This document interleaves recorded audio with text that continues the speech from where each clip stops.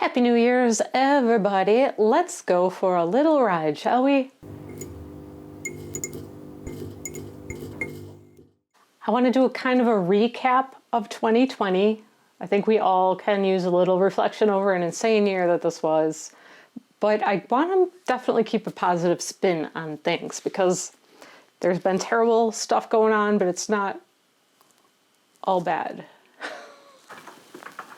How's that for timing and irony? Well, let's start with the effects of 2020 on everybody. There's been a lot of grief and fear and struggles, people passing away, people losing their livelihoods, and just injustices laid bare this year. It's really just been a struggle for anybody who is an empathetic person at all. But if we look back and see maybe what we've learned and what we've loved this year, and that's exactly what I'm going to do. So a few things that I've learned in 2020. The first thing that I did is really attack my tendency to be a perfectionist. And that has been huge for me in being able to just grow and start going in whatever direction I'm going in now. Still unknown, but at least I'm moving forward. That was kind of essentially what it boiled down to, but it was very paralyzing. Really needed to get through that, and I've done a lot of conscious effort projects to try to force myself to get around that and to get used to the idea that sometimes you're just creating, and that's fine. So that was a really big deal for me and has been very useful and a big step forward. I've grown my art practice. I've created a ton of work. I've been able to be more productive. I've learned a lot about video editing this year. I hope that in the last year I have improved my skills in creating videos from where I started. I have officially got, as of this video, over 100 subscribers. You know, you got to start somewhere, and I'm thrilled for that because I still feel like I'm figuring things out. Still have a long way to go, but it has been a lot of learning this year. Another big thing that I've tackled is doing a better job of taking care of myself, like physically, mentally, all of that. And I don't mean to sound like trite and wellnessy and mindfulness and all that shit, but literally trying to manage chronic pain issues and anxiety issues and things like that. And this year has actually been a blessing in that I can kind of step back from certain expectations that have just been life in general and focus on handling these things, trying to figure out how to manage stuff before it becomes a problem. And I mean, I don't know that I'll ever completely have it figured out or solved, but I do feel like I've made progress and I'm in a better place for it. And a big deal was just being forgiving of myself and tolerant and patient when I'm not moving at the pace I want to move at, when things aren't changing in the way that I feel like they should be changing, or I'm not developing at the pace that I would like to. And just providing myself a little bit of grace that it's okay to take this journey on all the levels that I'm on, as long as I'm making forward progress in the end. What else can I ask of myself? And that helps to kind of curb those downward spirals a little bit that happen to, I think, all of us. I hope I'm not the only one. But there's those days where you feel like nothing you're doing is right and nothing you're doing is mattering to the big picture. And what am I even doing? Why am I doing this? So to be able to step back and be like, well, this is just another day on the path to where I'm going, and pick it up the next day. That has been better for me this year than in other years. How about some things that we loved in 2021?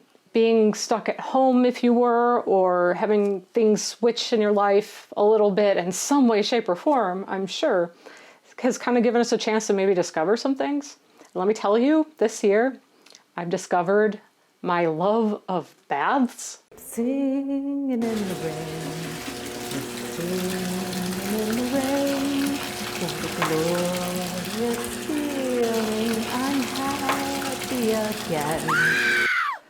I haven't taken a bath since I was like a kid. I've just been, you know, whatever, showers, don't care. Just need to be clean. But one day this summer, I think it was, maybe early fall, I was just physically and emotionally tired from work that I was doing. worn out and achy and all these things. And I'm like, I just want to be in warm water. I just want that submerged hug of some warm water. I don't care. And I just poured myself the first tub that I've been in, and God, I don't even want to say how many years, got in, and it was bliss.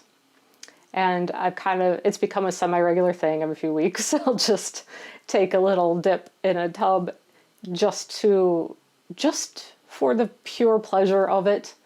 And one thing that I've been amazed to learn about is the sheer stuff that exists for bath time as adults. Like when we were kids in the 80s, you had bubble bath. What else do you need? Some toys. Now there's balms and bath teas and bath salts and oils, and I gotta recommend it. If you haven't taken a bath since you were a kid, take a day to get in the tub for like maybe just, 15 minutes and let it all go.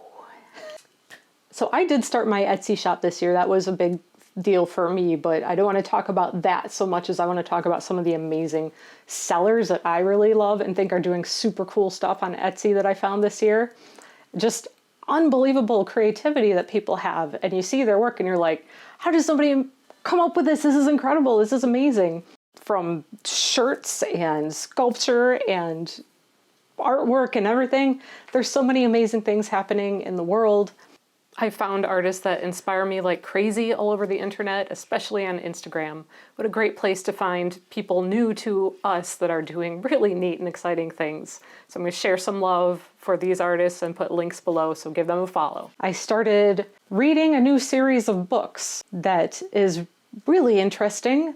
I'm going to post a link to everything that I'm talking about below except for my bathtub. These books are really cool. If you're into like a Neil Gaiman style writing and modern day mythology type stuff. I have discovered my love of documentaries, whether it's about artists or movies or creativity or just really random things, but I really love creative topics in documentary form. I've really enjoyed going down rabbit holes on Shudder, which, horror fan, I love Shudder, and there's really great things that they've created as well as that they just host on there, and fantastic things, whether you're into horror or not, the content and the creativity that they're getting into. One of my favorite ones was actually about the making of The Exorcist, from the creator of the Exorcist movie, and the way that he talks about his creative process and decision making was really fascinating and really cool. Besides the horror elements of that movie, however well you believe that they've aged, but how inspiring to see these things and talk about creation. It gets my blood boiling. I love it. Another one that I really loved was Francis Bacon. There is a documentary available. It's on YouTube, so totally free, and I highly recommend it. I'll put a link to that in here below too. What an amazing tortured mind. And then the work that he created is really some of that stuff that just stops you in your tracks. Whether you think it's amazing or hideous or whatever, it really is impactful work. And that's something that I just am really into these days. I've been going in a much more abstracted and fine art direction than I've ever been interested in the past. And I just find this all so fascinating. Again, I'm going to share something that I've talked about before, I know on another episode, because I really love it, and it is the Creative Pep Talk podcast by Andy J. Pizza. Again, incredible source of inspiration, the topics that he talks about, the people that he interviews on his show, the artists and creators, just really get at different things, really dive down to valuable information, and it's wonderful use of your time to listen. I'd put one on and go for a walk, or if I'm driving somewhere of any distance. This year was a lot of helping my mom get set up to move. And so when I drive out to her place, I'd throw one on, and it was about the perfect length of the drive there or the drive back. I could just listen to one of these and then be all like, I got an idea for something just from listening to this. Led my brain to go here, here, here, here. And now I'm going to do this in the studio. And that is inspiration, excitement for what you're doing is priceless. I'm not really one to set resolutions. I'm not a big resolution person, but I do find value in recapping the year. At this point, it's a good excuse to do so. Recap what I did in the last year and think about any course corrections for the year going forward. So my goals are relatively broad. I do want to continue to take care of myself, you know, add more exercise during the cold winter months when I'm not going out for a walk. I will miss that, but you know, I have a treadmill, yeah, but yeah, I'll use it. Taking care of myself, eating well, trying to sleep well. Those are key factors for sure. And just keep growing, keep getting better at making videos. I have other ideas of different things I want to try to do. I don't know I'm not really fair enough to know what's working and what's not working, but I want to try to be more creative and do some more off-the-wall things. That's kind of stuff that I really enjoy.